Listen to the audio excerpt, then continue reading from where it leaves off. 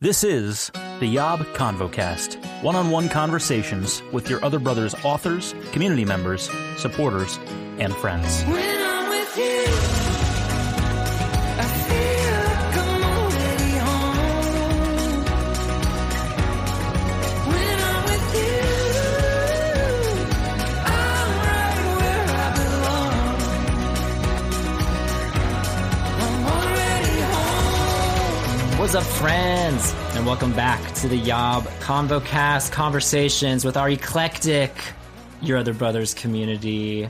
My name's Tom. I'm the editor, co-founder of YOB, and we're a community navigating faith, homosexuality, and masculinity together.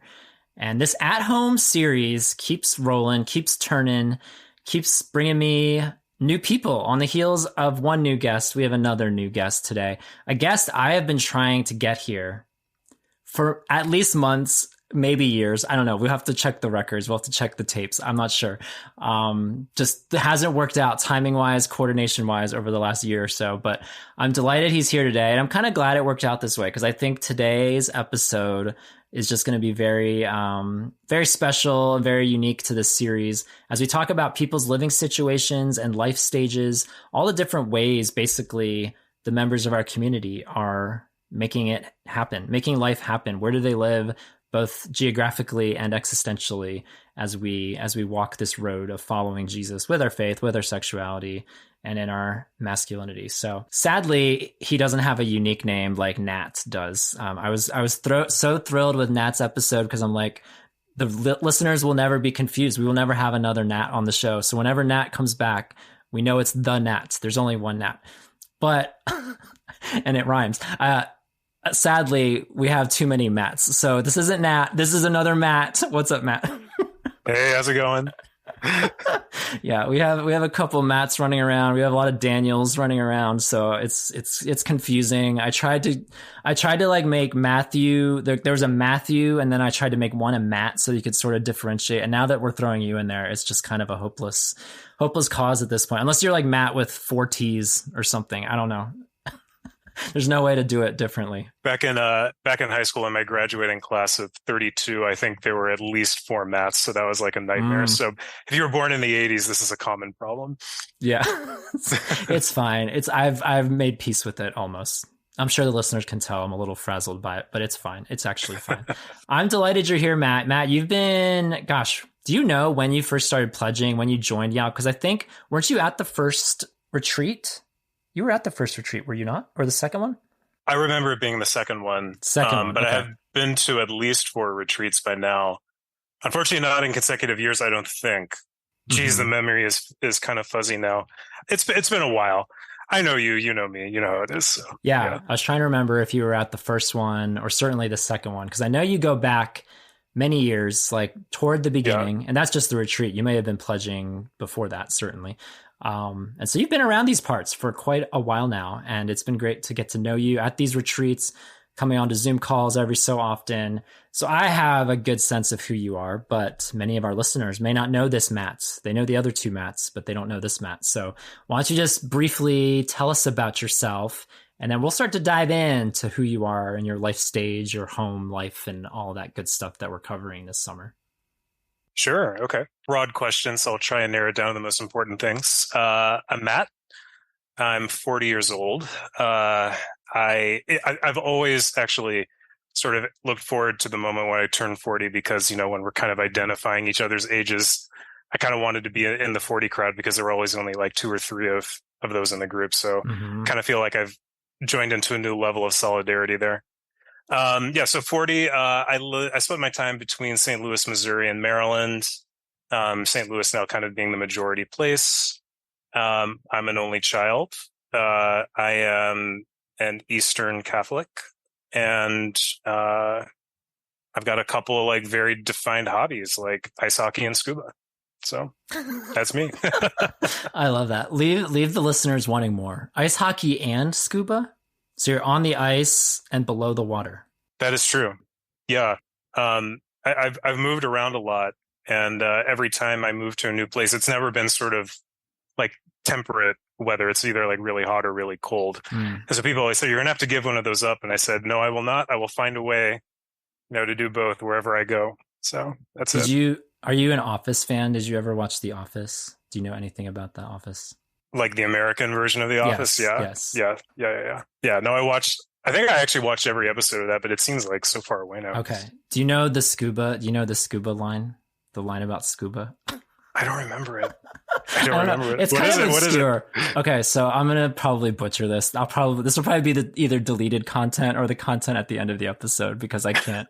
I'm already getting embarrassed thinking about it. But my favorite character on The Office, the American Office, is Creed. He's just so weird. This old guy who's just like every time he's in an episode, he has like one line or one scene, and he's just doing something really weird because he's just a weird old guy. And I just remember one time he was like, I forget the exact setup of this, but he was like, his job security was being threatened or something. And then he did a confessional to the camera and basically was like, if I get fired or if I lose my job or something, then I can't scuba. If I can't scuba, what has this all been about? I was like, what? It's just so random. If I can't scuba, what is this all about? What has this all been about? So that's my thought for you with like, thank God you can scuba. I'm so glad for you. Man. Thank you. I appreciate that. Anyway. It has been a bit of time for me on the scuba front, I have to say.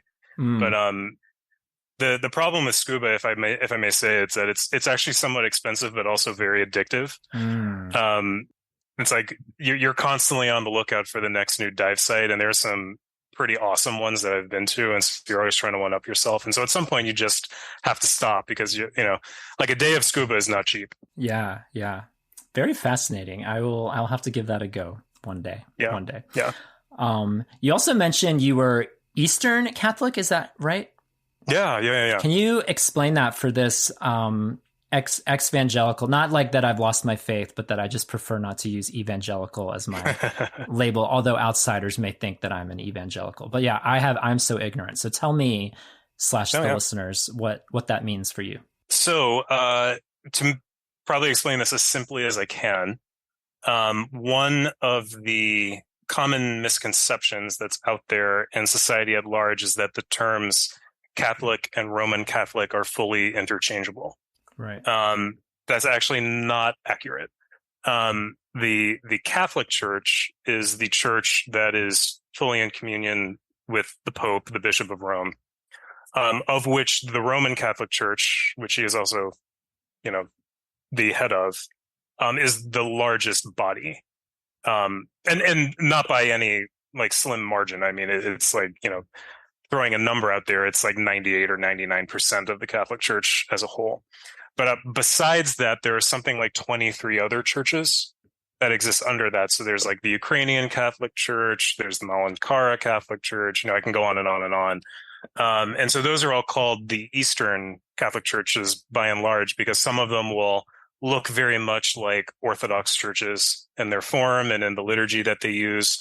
Others will be more of a Syriac descent, and they'll have their own liturgy too.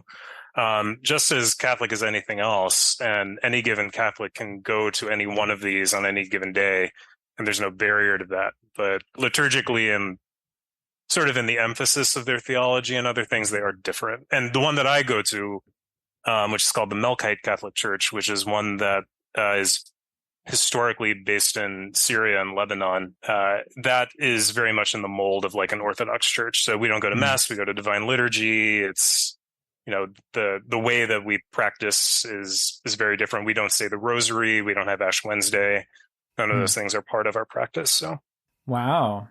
This is a really fascinating topic. Maybe it's going to come up as we dive deeper into feeling at home in your faith. I mean, I'm sure I would like to think that we can maybe explore that a little bit more, your journey getting to that. Yeah, we have many, I mean, that's the cool thing about this series is like, as we're dipping our toes in faith, we're dipping our toes in sexuality, we're dipping our toes in masculinity. We're kind of like trying to do it all and tie it all up in a bow as we talk about home and where we live and kind of the day in, day out of life and making life work here in our community. And so, yeah, I would love to figure out now what your life stage is, what your labels are, what's the words that you use when you try to tell people like your elevator pitch. And I mean, you already gave us an elevator pitch, but we're taking the scuba level a little deeper. We're going below the surface now.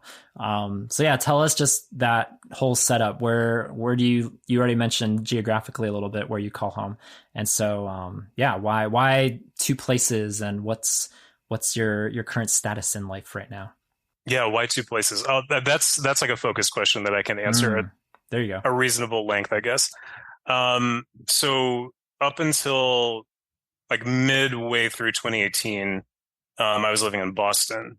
I was doing a postdoc at Harvard in Boston, and then that came to an end. And I, just because of like the realities of the academic job market, I had to leave. Just because I needed a job. Like, and a lot of people who are in that position make the same decision. So at that point, I moved back to Maryland, which is where I'm originally from and where my closest family members were. And I found a job actually just across the river in Virginia.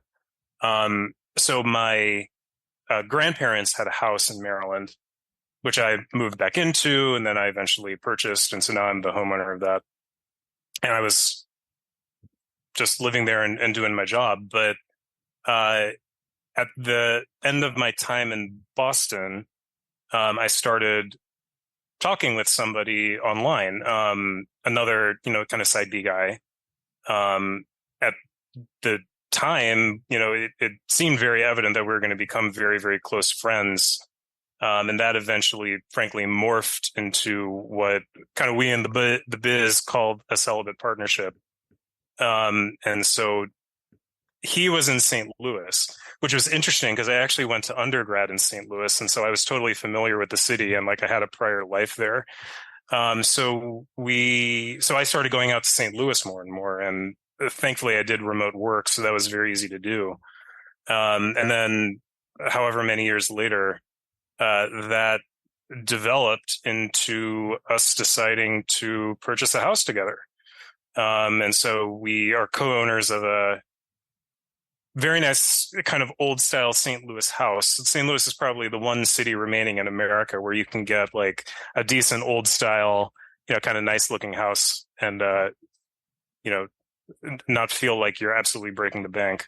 And we did that. And so I keep my house in Maryland for a variety of personal reasons. And like, especially because my parents are still here and, they're getting older and I'm their only child. And at some point I predict they're going to have to rely on me for some help. So to make that process easier, I've not given the house away. Gotcha. And I like coming back to this state every now and then. So that's the answer to that. Yeah. Yeah.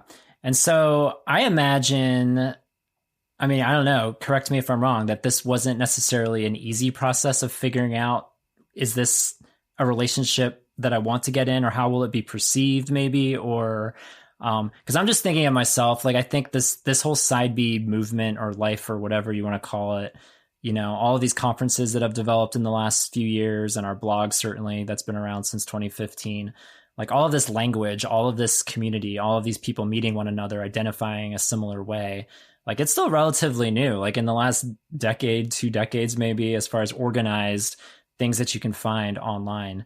And I don't know, from my vantage point, maybe I'm ignorant, from my vantage point, figuring out like a celibate partnership, what would that look like? Certainly, I mean, today, but I mean, certainly 10 years ago, 20 years ago, whatever, like where was the roadmap for this? Or what was your thought process of putting that together? Because, I'm just really curious to understand, how easily or not this relationship as it is now came together. Wow, there's so much to say about that. I think the one like funny thing about this whole experience was that right around the time that he and I met and then started talking, was right around the time that I had made the decision just to like drop a concerted search for a celibate partnership. Like there was a period of time where I wanted one because I wanted a companion through life. So I was going through the process of actively trying to search one out, and never did anything that I would say was like untoward or like went about it, like in too desperate a way or anything, but it was definitely something that I wanted. But I also realized that it probably, if it was ever going to happen, it wasn't something that I was going to be able to seek out and just manufacture.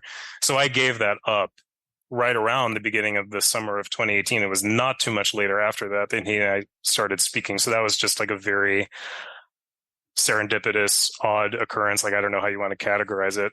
Mm-hmm.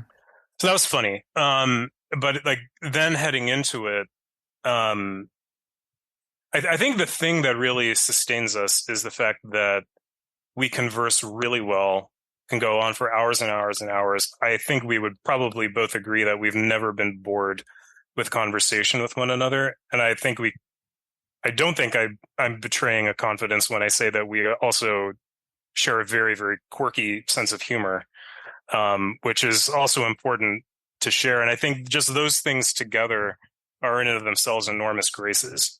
It's not too frequently that you come across someone where you share those things so richly and it's never burdensome. And I think that's really the crux of the relationship. It's the ability for those things to be constantly life-giving. There was no roadmap. Like, there was no resource that we could draw on to say, like, what it is that this looks like. And to this day, I still don't think that there is any such resource. I mean, I would love to be able to sit down with other people who are in celibate partnerships and like come up with the playbook. But I don't know, maybe after I retire or something, I'll do that. But no time for that right now. Yeah. You're only 40. You've got a couple decades yet. But geez, the thought of 27 more years of work is kind of scary, but that's okay. There was no roadmap. So we were really just figuring it all out on our own. One thing that did happen initially, and this is something that we talked about very openly, is that when all this started, I was very, very determined that we would keep separate domiciles. There was not going to be sharing of this because that was sort of like formally, it seemed more appropriate.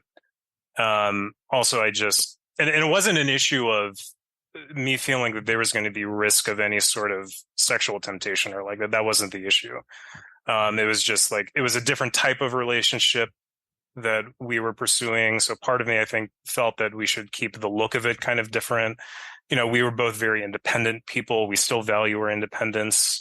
And so like we maintain like a shared life, but also in many ways very separate lives. Like there are a lot of activities that we don't share with one another. And so that was all very much, I think, part of the plan initially. And then things changed quite a lot. I mean, as time went on, especially I think on my side, the vision became something different where I was saying like, it seems to me like to have a shared set of commitments, however large or however small, and things which we are mutually responsible for, at the very least would cement something between us and the opportunity, to either feel a closer bond or have to struggle over something as like a pair. Like a struggle in a productive sense. I mean, like you would grow over an issue.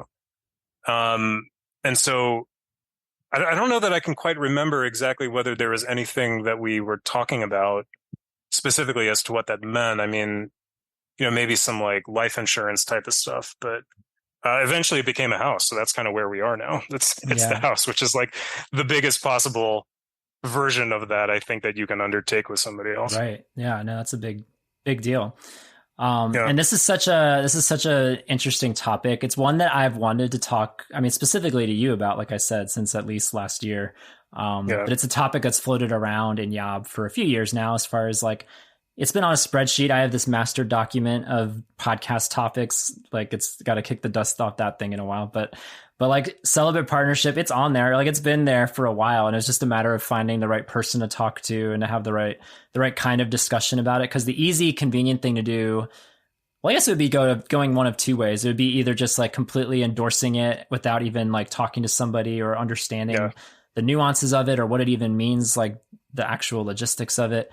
And then the flip side of it, which is all too convenient in Christian circles, which is just condemning something, judging something without even, same thing, not talking to somebody or understanding like what their perspective is or how they've put it together. And so I really wanted to be sensitive to that because I want I basically just want the listeners right now to figure out what you believe about it. Like I'm not here to say yes or no or anything. Cause honestly, I don't even know what I believe about the prospect of a celibate partnership. I like the idea, if I don't use that language, I like the idea that maybe one day there's one person or maybe 2 or 3 people that we buy a house together or something, or we like live together, and whether we use that language to identify ourselves or not, like that's maybe a little bit further downstream from where my mind is currently. But at the very core of it, like just having security and having not just financial security and shelter, but like companionship as well. And having that presence in your home is something that's absolutely something that I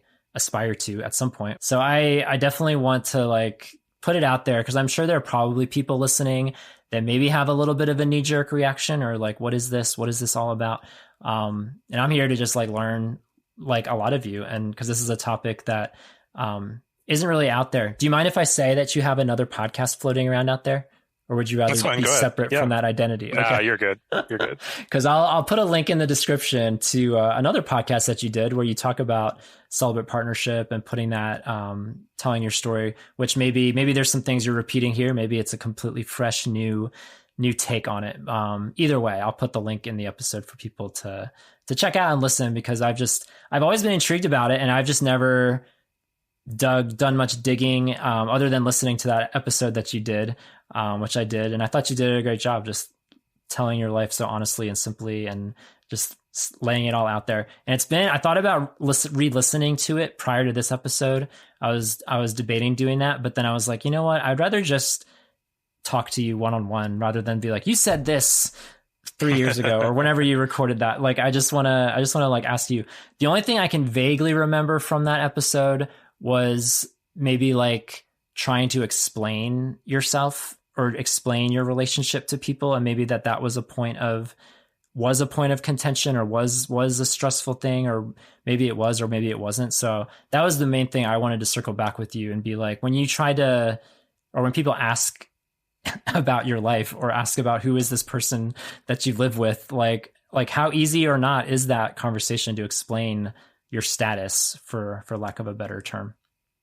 Oh gosh, like that's the Pandora's box question, if I'm totally honest with you. I don't know where even to begin. What I will say is, my preference in any given moment would be to try and be as upfront and open and meticulous in describing what our relationship is as I can possibly be.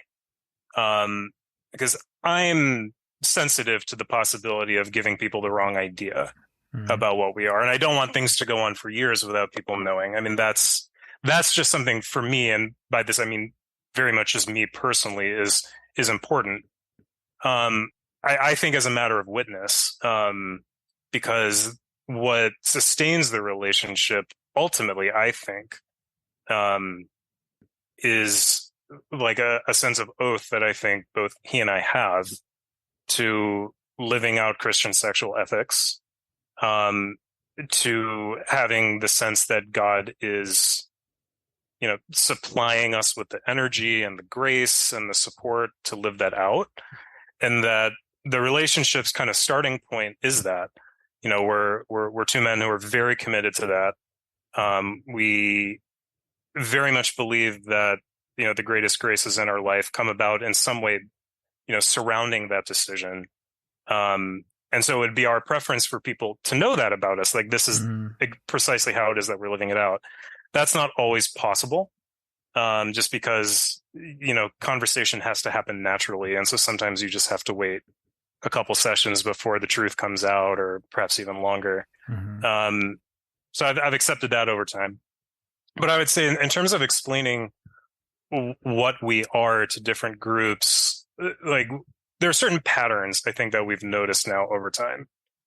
Far and away, I think he and I would both agree on this, though I don't want to, put words in his mouth for sure, is that the group that we have the most difficulty with is our secular friends. And I think that there are a number of different reasons for that. I think obviously if you're a really committed secular person, or just an apathetic secular person with regard to religion, Like the idea that you're giving up your sexuality for Jesus, like that's logic that doesn't compute to people. And so the idea that there are two people who are giving up their sexuality to Jesus and constructing a relationship around that, like that's just all sorts of like blue screen errors coming up there. So, Yeah. you know, and we get various reactions. We get people who are polite and respectful and open to trying to understand it, but have a difficult time doing so. We have also received quite a bit of hostility from some friends and have led to temporary or perhaps even not so temporary breakdowns. So that's been difficult to navigate. But I think fundamentally, without that religious underpinning being there, it's been very difficult to communicate to that audience. So that's that. There are other audiences that have been much, much easier to have these conversations with. So I'm in the Catholic Church. He's in the Orthodox Church. We've received absolutely no challenges, problems, difficulties at all with the people that we encounter in our churches. That includes priests. That includes like people who are very committed to Christian sexual ethics as they've been traditionally construed. That even in some cases includes like Catholic Orthodox who are not so much on that side. And I think it probably has a lot to do with the fact that those particular traditions have like a prominent place for celibacy carved out within them, both for clergy and for laity. So it just like that groundwork we don't need to retread. In a couple cases, you know, people have needed just a little bit of time to think about what we were doing because it was new and unfamiliar.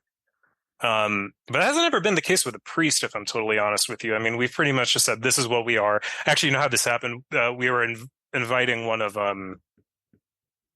his priests, so an Orthodox priest, over to give a house blessing on theophany, which is, you know, the Holy Spirit descending on Jesus in the Jordan. And it's celebrated shortly after the calendar New Year. So we just come over and do a house blessing with water. But the priest didn't know about me before coming to this house. And so we had to sort of give like the quick explanations like, okay, so when you come for the blessing, look, this is what's going on, yada, yada, yada. We explain it all out.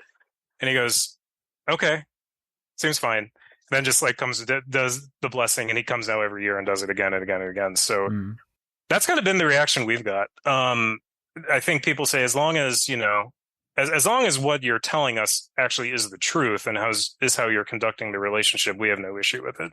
And the Protestant side of things, it really runs the gamut. You know, there are obviously, and I don't even know how to break it down by denomination, to be honest with you. Like there are just some folks who think it's much too much a temptation trap. There are other folks who, you know, don't lead with that thought. And to be perfectly honest with you, I don't think people are wrong for being concerned about the possibility of temptation baked into it. I don't think it's the right decision for everybody. So when people come up to me with kind of like a skeptical perspective, I don't turn them away. I mean, I've even had people come up to me and say like, I think that what you are doing is morally problematic. And I'm like, I don't want people to feel like they have to walk on eggshells around us and raising that concern. I would just ask that you politely give us the opportunity to persuade you. And then if we have not succeeded in persuading you, then so be it. Even if it's someone, however, who has some concerns about the nature of the relationship, I do think that they can still at least appreciate the fact that, you know, we're making a statement about Christian sexual ethics and in support of it. And so that's, you know, they don't grumble about that for sure. Right. So that's explaining ourselves to a lot of different groups. Here's some new content that didn't come up on the other podcast, by the way. So this is going to be new and original for you. Breaking content. Breaking stuff. Yeah. So we are friends with other people in celibate partnerships who are here and there around the country. There's a group of two friends who live in DC who I meet with pretty much every time I come back to Maryland. And what's been very, very interesting to see is like the total overlap and consistency in the problems that they have and that we have in communicating this to the outside world.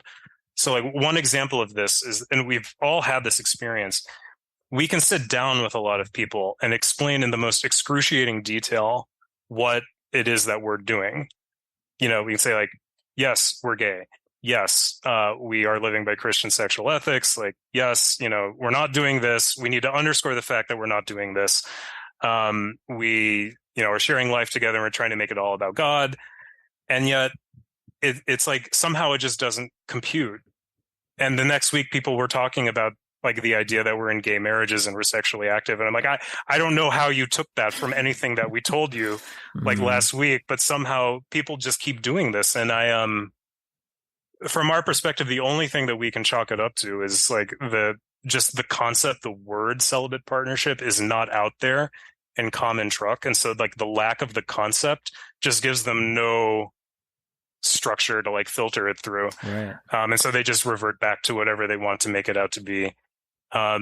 Which is, I think, part of the reason why, like I mentioned earlier, that I want to be as upfront about it as I can with as many people as I can. That experience has kind of led me to be a little less hung up about that, because I'm like, well, if half the people I talk to, it's not literally half, but you know what I'm saying? If an appreciable amount of people that I talk to are just somehow not going to internalize it, then like maybe it's just not worth my effort in the first place. Yeah. No, I mean, you did a great job just talking about these different types of people, about talking about this too. I am curious to tie a bow on the perception piece. Is that like, would you say that's your greatest challenge or greatest limitation? Are there other challenges, limitations about this relationship and about the home life that you have? Because I wanted to kind of cover both the challenges, but then also the joys too. So feel free to combine those two in your next response. But like, yeah, any other limitations or challenges that you can think of?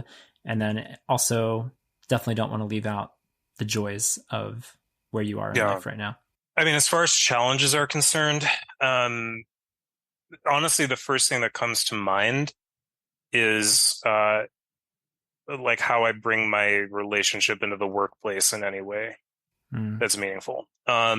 Because we live in this day and age where it's all about bring your whole self to work, and people like to talk about their home life a lot, or at least in my experience, that seems to be where like the office is kind of going culturally.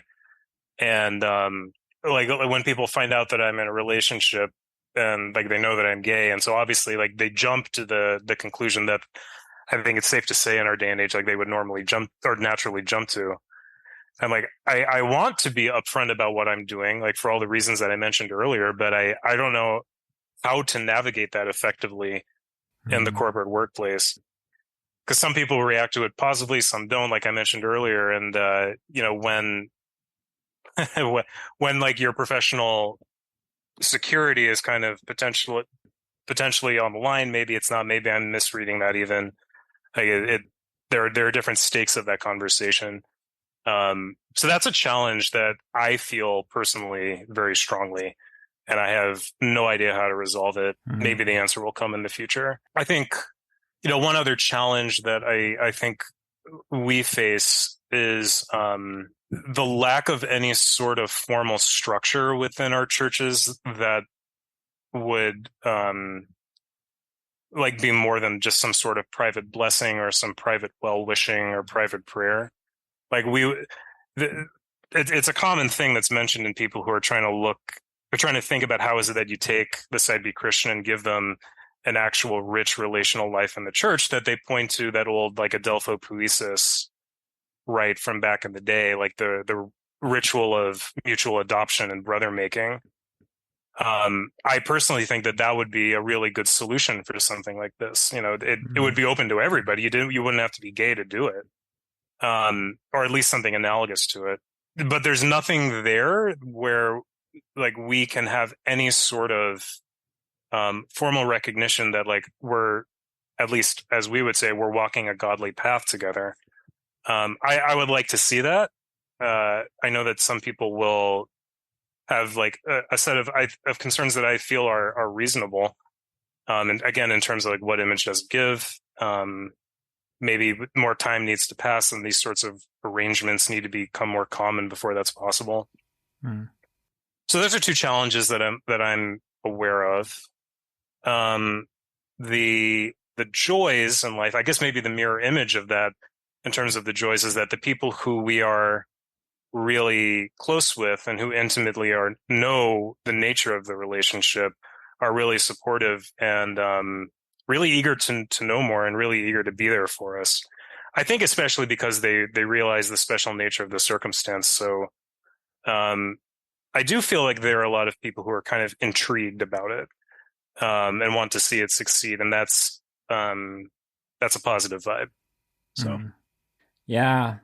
I just want to say, like, I just admire you because, like, this is a very, like, new path that you're walking by and large. And especially, well, if it's not new to you, it's new to everyone around you in so many different arenas and contexts. And the fact that you're trying to follow the Lord the best that you can, like, I don't know, there's something to that. That's just, if you strip away all the things that, like, what does that mean? Or what do I think about that? Like, the fact that the heart of what you're trying to do is what I'm hearing over and over again, is to honor the Lord with your sexuality and with your faith and following him the best way you can in this life. And at the end of the day, like, I just have so much respect for you for that. And I hope, I don't know, maybe this is the conviction part, Matt. Like, if you feel like there's not a resource out there, maybe you are the resource, like you said earlier. Like, maybe 27 years from now or sooner, there's like a book or a blog or something that you put out there, because I love your approach. I've always loved hearing from you, talking to you. Cause I just feel like, you have a good heart. And so I admire you for that. And thanks for I know it's hard to condense in like 20 minutes or 30 minutes, but I admire you. I admire your efforts and just like sharing both the joys and the challenges of just navigating this and translating it to other people and figuring out where you belong. Well, I mean, thank you for giving me a platform to ramble on about it. So, I mean, that's always appreciated. Yeah. I don't know. I mean, as time goes on, like I do meet more and more people who are in this situation. Like, I actually knew of an elderly couple at a church that was within the vicinity of my house who were doing this, which was always like very interesting to me because they were very under the radar. Like, they were known to the priests, but apart from that, they were under the radar. And so I think that there are a lot more people out there doing this than we realize. Not that there are a ton, obviously, but I feel like if we could just network these people together better, we could come up with that roadmap a lot more effectively than just having me sort of sit down and work from my one experience to give some sort of like prescriptive ideas to other people. Maybe a spin-off, your other celibate partner. Your other celibate partners doesn't quite have a ring to it, but maybe there's a workshopped title in there. Who knows? How would you pronounce that? It would be like Jakob or something like that. Yeah, that wouldn't work well. But this is what I wanted to say too before we start, because I want to learn also. I know time is short, and I want to learn, like, 40 years ago, how did you grow up? Like, so we're going to get to that in a second. Sure. But this is what I wanted to say, because like I've lived numerous times with other gay people. Never, I mean, very briefly, just one-on-one. I wouldn't have classified it as a partnership, certainly, or anything like that. But like multiple gay people over the years that I've shared a house with, shared a dwelling with. And even members of our community, like I can think of at least one or two who have bought a house with somebody that they wouldn't identify as their celibate partner, but a really good friend. Like, they would just use the language of a good friend or a best friend, maybe. Even earlier in the series, we have Marshall. He bought a property with a straight friend, which I find an interesting pairing. That you have Marshall and his straight friend, and they own this farm in Maryland, and they have that property together. And so there's all these unique configurations, and I feel like this has happened over the years. Like, I'm catching wind and hearing like, oh, this person moved across the country. Like, we've had that happen on this show too. Like, Andrew was on this show, and he's not living with anyone in our community at the moment, but like, there's a big YOB population in Southern California, and he moved out there, and now he's amongst them. And so that's happening all the time now, is that people are moving around the country to be closer to other YOBers, other side B people, if not sharing a house with them and becoming roommates and having that component as part of the relationship. And so I feel like, I mean, if I just had to predict what's the next 10, 15, 30 years looking like for members of our community and people in our lives, like whether they use this language or not, maybe some will, maybe some won't, maybe some will prefer to use different language as far as explaining their relationship. But I don't know. I see this as something that's just going to happen more and more often. And my hope is that, this side B tent, which is so diverse and so vast, and language is so different. Like some people prefer these words and some people prefer these words. And I just, at the end of the day, if we're all trying to follow Jesus and we're all trying to make it through this life together and support one another, like that's a big heartbeat of what I want to be a part of with your other brothers and your other sisters and all these other your others, whatever else is coming down the pike. Like, I just want to, if people want to follow Jesus, I'm all about it. Yeah, for sure. Sure. You know, one thing about that though, I should mention is it's very interesting. Like, if there is a person who's skeptical about celibate partnerships, especially two people who like have a home together. And by the way, we're open about discussing all like the details of this. Like, we have separate rooms, yada, yada, yada. Mm-hmm. Like, sometimes that can strike people as being like a little odd, but then the minute that you add in a third person who might be like having a third room, for some reason, it kind of goes from being, like in some people's minds, a little morally questionable to when it's three people just, oh, well, they're just like living in a spiritual community together. And that's like completely fine. And I don't know, like a monastery. Yeah. I don't know what the difference between the numbers 2 and 3, what magic it holds over people, but that is something that I have encountered. So, because I guess, that's interesting. I guess if there's 3 people, like you couldn't possibly be having sex if there's a third person under the roof, but you'd be in separate bedrooms anyway. So I don't know. Yeah, I don't know. That's interesting. Yeah, I don't know. But thanks for sharing that little insight. How did you get here, Matt? Like 40 years ago, you mentioned you're 40. I know we're moving full steam ahead. Like, what was your context for home growing up, both the positive and the not so positive? I'm curious, how that intersects with the home that you're making with your partner today. It's a good question. I would say that my home environment was overwhelmingly positive. I think I had an exemplary set of parents. Like, they're very, very committed to raising me with a good education, to giving me opportunities to develop my personality, to set me up in positions where I could develop, various talents and all that kind of stuff. And I really can't look back on it with any sense of complaint. I mean, I would say that the one thing that is interesting is that, as I mentioned earlier, I'm an only child. And I was born when my parents were 38.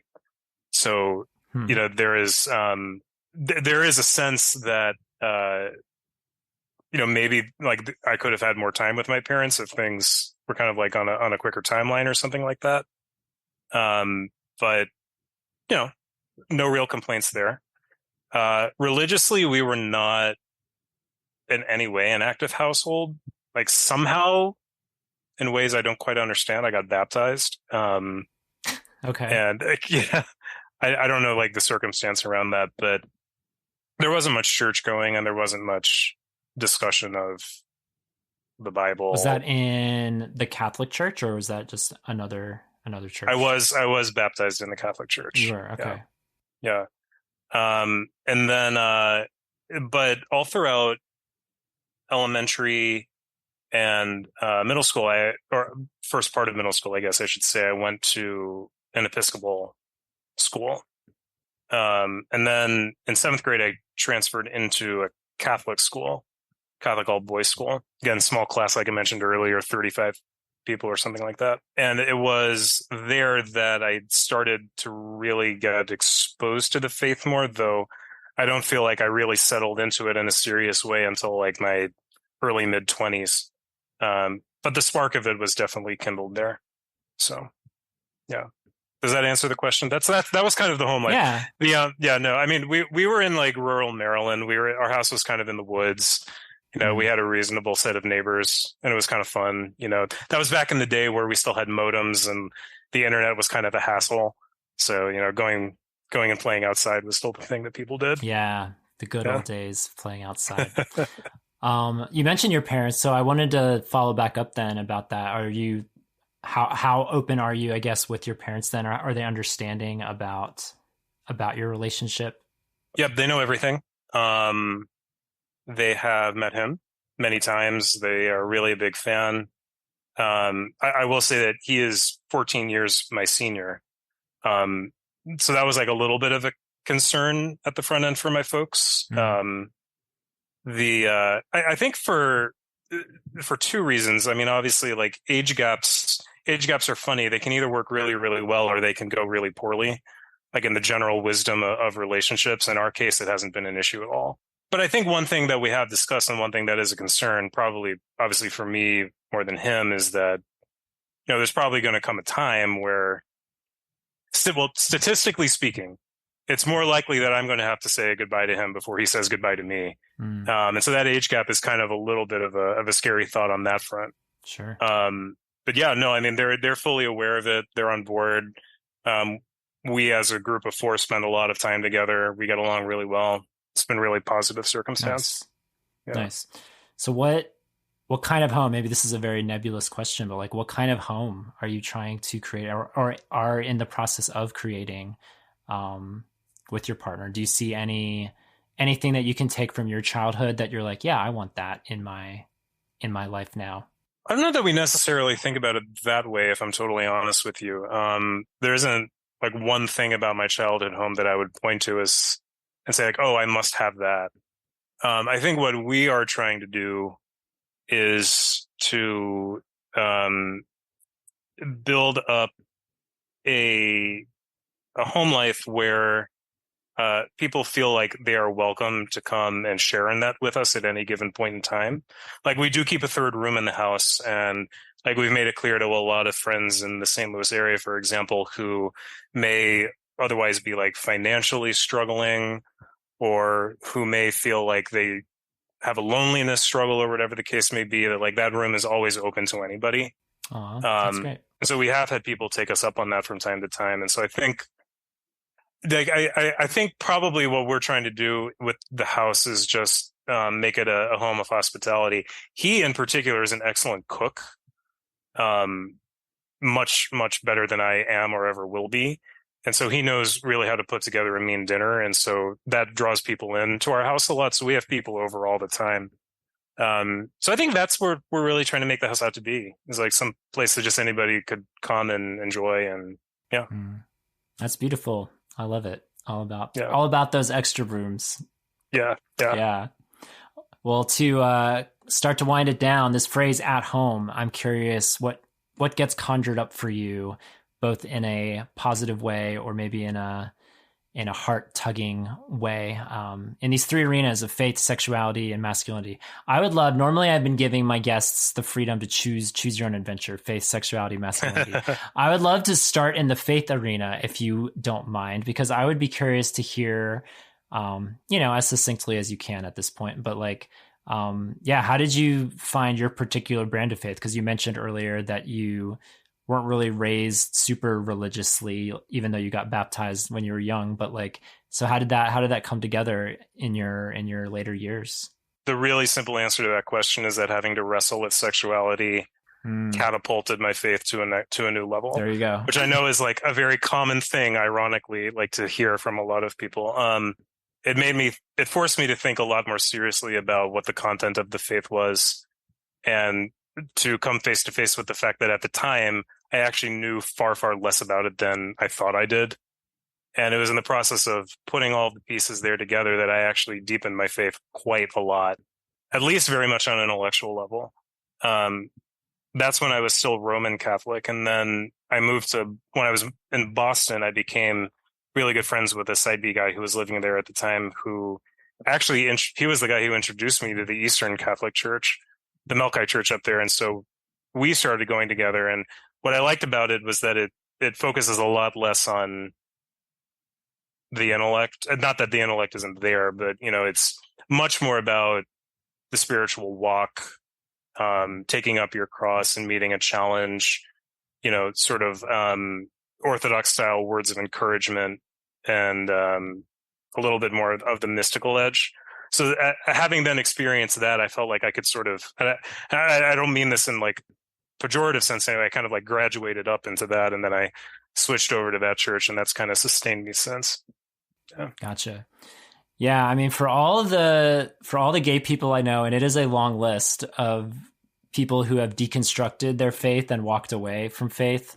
The flip side of that is, as you mentioned, like sexuality, it kind of has forced us to figure out, what do we believe? I mean, it's a very pivotal question. Like, how are we going to choose to live our lives? And on the flip side of it, like I've met, I mean, honestly, some of the most mature and wise and people that I want to model my life after type of people from within this community, by virtue of having to wrestle with some really deep, heavy things that maybe by and large, a lot of people in the church, maybe they wrestle with it to another degree or later in life or something else. But for a lot of guys in our community at a young-ish age, like we kind of have to grapple with these topics. And so to come out the other side, and if you deconstruct, to reconstruct something, like I think that's a beautiful thing. And I'm grateful for all the people who have gone before me, certainly in this community, who have, I guess you've gone before me. You're 3 years older than me. So there you go. Thank you for going before me, Matt. You're my elder. So my pleasure. Yeah, that's really beautiful. Yeah, no, thanks for sharing about how you got there and where you are at right now. I mean, you've sort of roped sexuality into that conversation. I don't know if you have any PS thoughts on feeling at home in your sexuality. I guess just translating that to people, that's something that I know has created some dissonance for you. Talking with you one-on-one, like you seem so composed and so comfortable. Like that's my perspective of you, is that you feel at home in your sexuality and in your relationship, and maybe just translating that to certain people can be challenging. Is that accurate? No, I mean, the workplace is a unique circumstance for me because obviously it's just like my livelihood. I don't want to like put that at risk.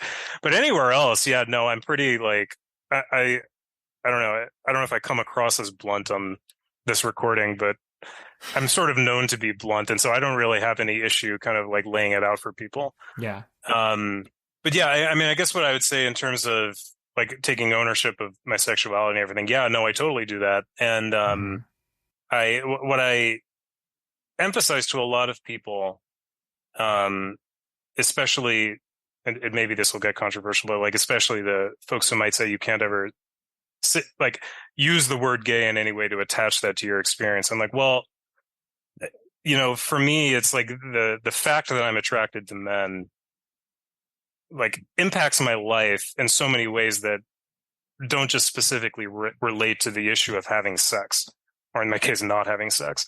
I mean, it's like, you know, for me, it's like I go and play ice hockey, and like the fact that I'm gay has like some implication about how I relate with people there.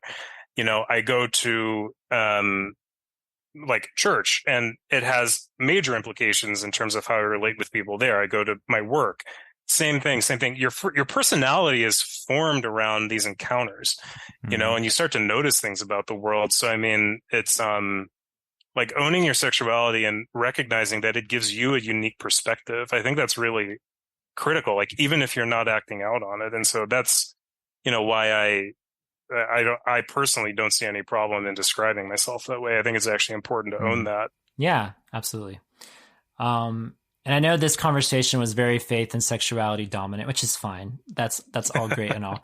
But there is this masculinity piece that I've always wanted to like ask you, and we only have a few minutes left. So I wanted to ask you about, how do you feel as a man? Because the fact that you play ice hockey and scuba, like you and even like your voice, you have a deep voice. Like there is like an outward masculinity that I see very apparent in you.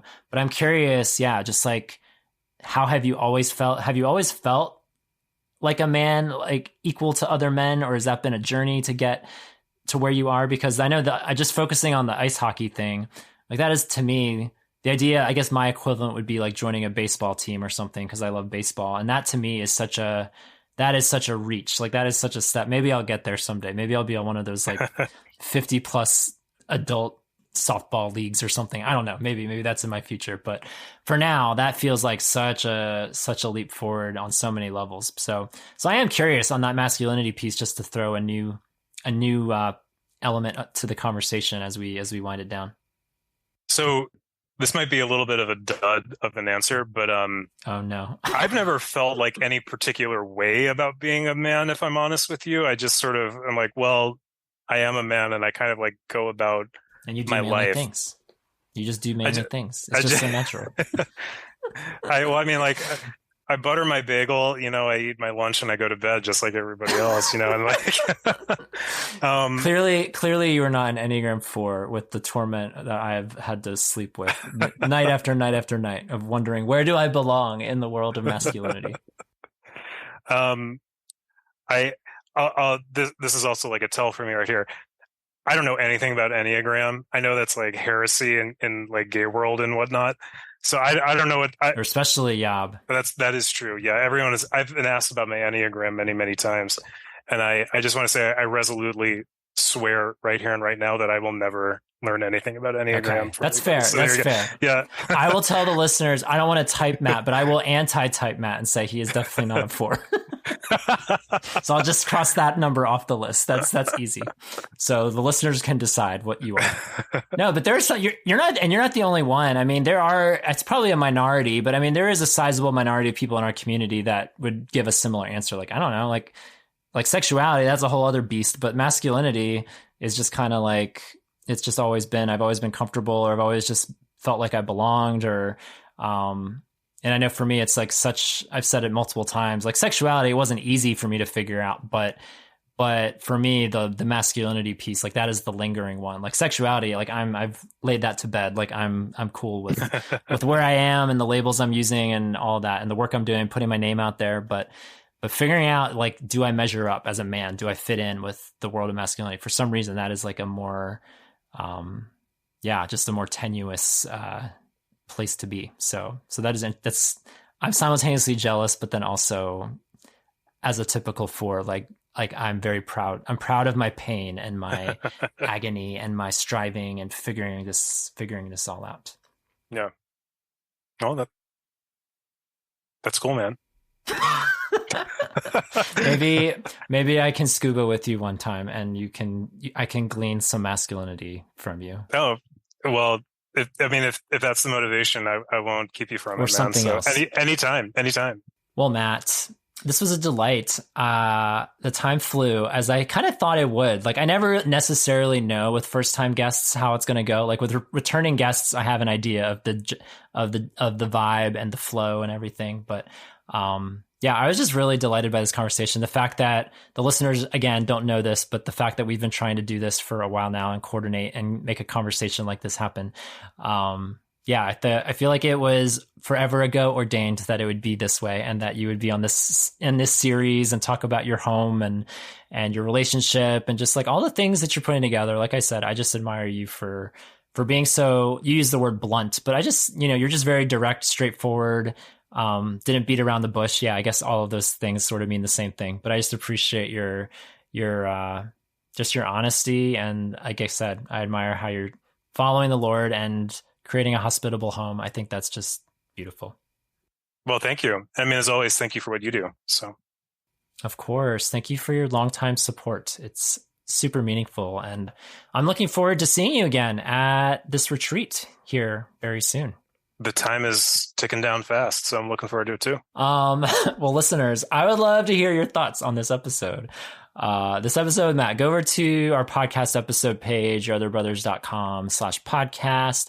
Find Matt's episode, and I can't imagine any of the people have any questions about celibate partnership. But if they happen to, feel free to leave us a comment. Tell us a story. I always love to just hear where you guys are at and processing all of these things. I'm glad we have a place in YOB that we can do that. So tell us a story and let us know. Let us know your thoughts or ask us any questions. Always love hearing from y'all. And Matt, I hope if you come back, I hope it doesn't take as long to come back, or the efforts that we take to make it scheduled happen. I hope it can happen again. It would be lovely. Anytime. Awesome. Very nice.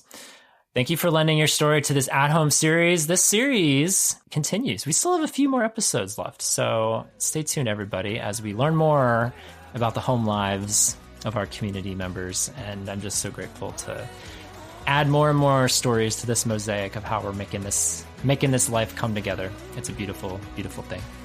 Thank you, Matt. Thank you. Until, y'all, we gather at home once again. When I'm with you, I feel like I'm already home.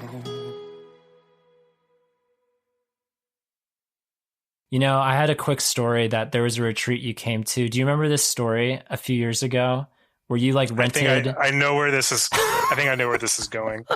I can cut this out if you don't want it. If you don't want it in the episode, but like we had a retreat a few years ago. Now it's been a while. It's been a few years. But you pull up and you can give the details. But you pull up in this very elaborate like sports car or like a very fancy rental car, and you open the door and you were walking with a cane at the time. And so you came out of this like sports car with a cane coming up to the table. I was like, who is this guy? It took a while to register like who that even was. And it was like, oh, it's Matt. Do you care to fill in the story, or do you prefer to let the listeners just live in the mystery of why you came to the retreat that way? Oh, no. I'd love to tell that story. Please do. So at the time I was waiting to have surgery on both of my knees because I had meniscal tears in both of my knees. So I needed the cane in order to prevent the pain from being there. And COVID, I was supposed to have gotten those surgeries like much, much before, but COVID prevented me. So I needed the cane. And then I had originally just, I don't know, rented some little like dinky mobile from the rental place. And then I got there and they were fresh out of dinky mobiles. And so they said, well, we have like this Dodge Challenger for you. Do you want that instead? That's right. So I said, sure, I'll take a Dodge Challenger. And so I drove up to the campsite in the Dodge Challenger. And the cane, by the way, if you remember, was actually my mom's cane, and it was like a purple leopard print cane. So I walked out of the Challenger with like this purple leopard print cane, and that was crazy. So it's forever etched in my mind as the best entry to a Yobbers retreat. Like, I'm sorry, nobody else can top it. Like, there's nobody else who can arrive at the retreat like that. Like, that was just it'll be forever etched in my mind. So thank you, Matt, for that. My pleasure. How do your menisci feel now, all these years later? Oh man, I can do stuff with them. I can run. I can play tennis. Nice. Praise the Lord. Praise the Lord. Yeah.